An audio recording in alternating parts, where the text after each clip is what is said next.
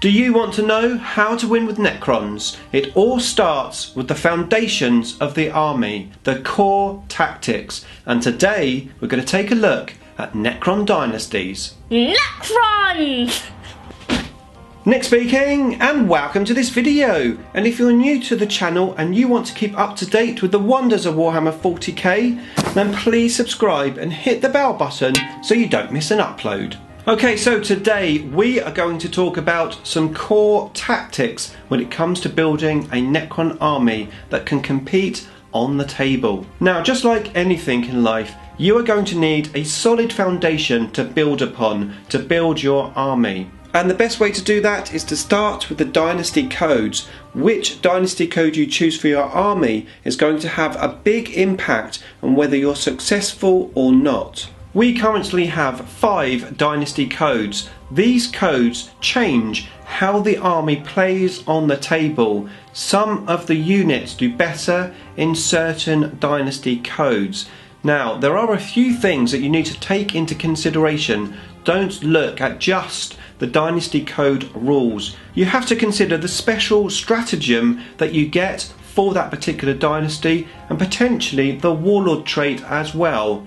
There are other warlord traits that you can take unless you're taking a named character, but the warlord trait is something to consider. Now, each dynasty has a dedicated artifact that you can choose. Now, I don't think the artifact should have an impact on which character you choose.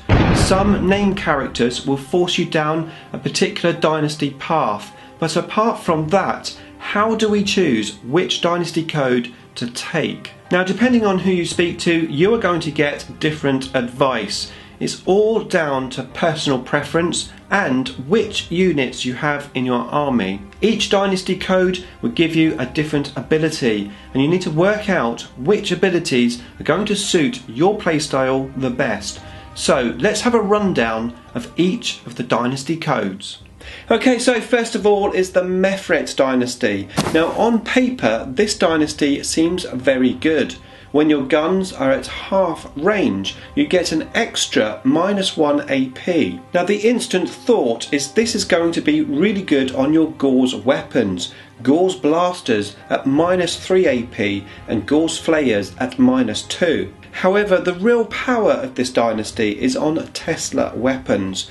Tesla generate a lot of shots, and if you can have -1 AP on those shots, that is very powerful. However, this dynasty code suffers from the short range problem. You have to get up close and personal with these guns. You have to play this dynasty very aggressively. Most of our guns are 24 inches, so you really do have to be in your opponent's face. However, once you're there, you can really do a lot of damage, especially with the Neph Wreck stratagem. For 1 command point, you can do Talent for the Annihilation. Any rolls of a 6 to hit gives you 1 extra hit roll. So if you are going to go with Gauze weapons, that can be a very useful stratagem. Now, running with the theme that this is an up close and personal shooting army, the Warlord's trait in this dynasty allows you to have an extra 6 inches on your gun, and you can target characters.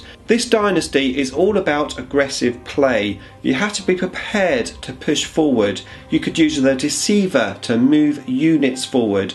You could use the Veil of Darkness to get a unit up front, take full advantage of the dynasty code. However, if you don't want to play aggressively, you want to hold back with the army, take your time, then you're going to be wasting the dynasty code's special rules. You're not going to be close enough to use them. Okay, so next is the Hillock, and they allow you to stand still and re-roll the ones to shoot. Now, this also sounds pretty good on paper, and for some units it can be very useful, especially Doomsday arcs. So if you plan on playing a static gunline army, this could be a very good code. However, most of the Necron guns are fairly short range, in the region of 24 inches. However, this dynasty could be very useful if you're using it as a little single detachment. Take this dynasty with a couple of Doomsday arcs and then you're good to go. However, if you were going to take this as a single dynasty, you've got quite a nice stratagem to go with the army. Now this stratagem isn't actually about shooting, even though the Army Dynasty code is. This stratagem is more of a defensive role, and if you're using assault units, particularly assault units that have invulnerable saves like Lich Guard or Wraiths, the stratagem itself is very good. For 2 command points you could give a unit that's within 3 inches of an objective +1 save and +1 attack. That means your Wraiths are going to have a 2+ invulnerable save. Not only that, but the dedicated Warlord trait will allow you to assault first regardless. Now it's not necessarily the best Warlord trait, but you can see that the army isn't all about just being a gun line, although of course standing still and re-rolling the ones is the key thing. Okay, so far it's all been about shooting. However, the next dynasty, the Novack Dynasty, is about assault. This dynasty allows you to re-roll the hits in close combat if you've been charged, if you charge, or if you do an heroic intervention. Very useful, especially on units like Scarabs that hit on 4s. Incredibly useful on flayed ones. You'll be re-rolling the hits and you'll be re-rolling the wounds. And of course we've got other good assault units like Wraiths and Lich Guard that could take full advantage of this dynasty. Now the Novack stratagem Blood Rites is quite an expensive stratagem, 3 command points. It does allow you to assault for a second time. Personally, I've never used it. I found 3 command points to be a little rich for that stratagem.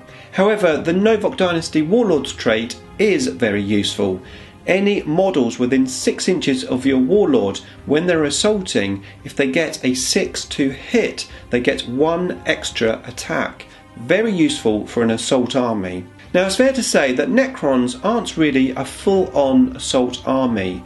Your Novack detachment would be better off as a secondary detachment to another dynasty, allowing you to have those assault units, the assault element in the army, and take full advantage of the dynasty. Okay, so next is the Sotek Dynasty. Now this dynasty, again, on paper, just looking at the dynasty code itself, doesn't seem that great, but it's all the other bonuses that you get that make it what it is. So the Sotek Dynasty itself allows you to advance and shoot all of your guns as if they were an assault gun. Now this is very useful on rapid fire guns, specifically on Gauss Flayers and Gauss Blasters. In actual fact, there's no real point taking an assault gun if you're taking this particular code. So again, it's building your dynasty around the units that you're taking. Now also you have no penalties when you move with a heavy weapon, so you can move and shoot at normal ballistic skill. Now this doesn't affect a huge amount of models in the codex, however the Doomsday Ark will benefit from this greatly. Now although you can't move and shoot the Doomsday Ark's gun at its top profile, you are able to shoot it at its second profile using this dynasty code. So if you need to get line of sight, this will allow you to move and still shoot. Now the problem that you've got is when you do advance, you're at -1 ballistic skill and you no longer have a rapid fire weapon, not getting 2 shots within half distance. Now there are some things you can do to counteract that -1, like My Will Be Done from an Overlord, or use the stratagem Methodical Destruction. However, that is better off on a unit when you don't advance. Now you can only use this stratagem after you've wounded a particular unit, but once that's happened, for 2 command points you can get +1 to your hit rolls. Combine that with My Will Be Done and you're going to be +2 to your hit rolls. Put that on something that has Tesla and all of a sudden you're generating 2 extra hits on a 4+. Now the Sotek Warlord trait is probably the best one that we have.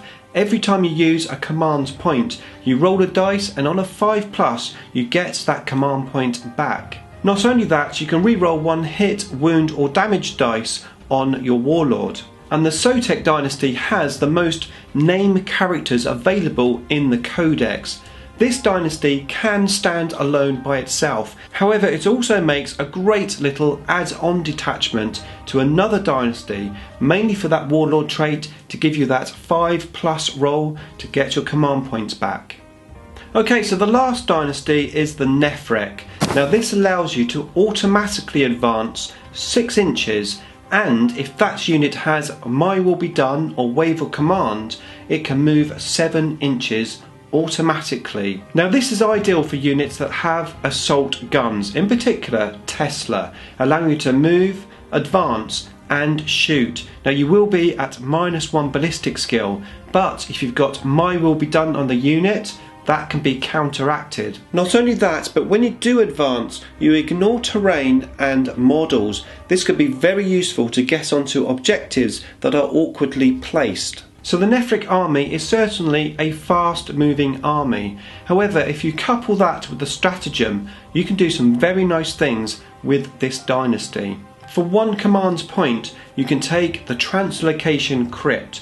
Now this is done during deployment, so you are able to use this more than once. Now the idea is that you can put an infantry unit or a swarm unit in reserve and bring them down when you wish. Now the great thing about this is you can hide some of your valuable units, your destroyers or maybe your heavy destroyers, for 1 command point. Put them in reserve. So if you don't get turn 1, you are protected, and then when it's your turn 1, you can bring them down in your deployment zone. You could of course hold on and wait for turn 2 or 3 and bring them down anywhere on the table. Now the Neph Wreck Dynasty Warlord trait allows your Warlord to be -1 to hit.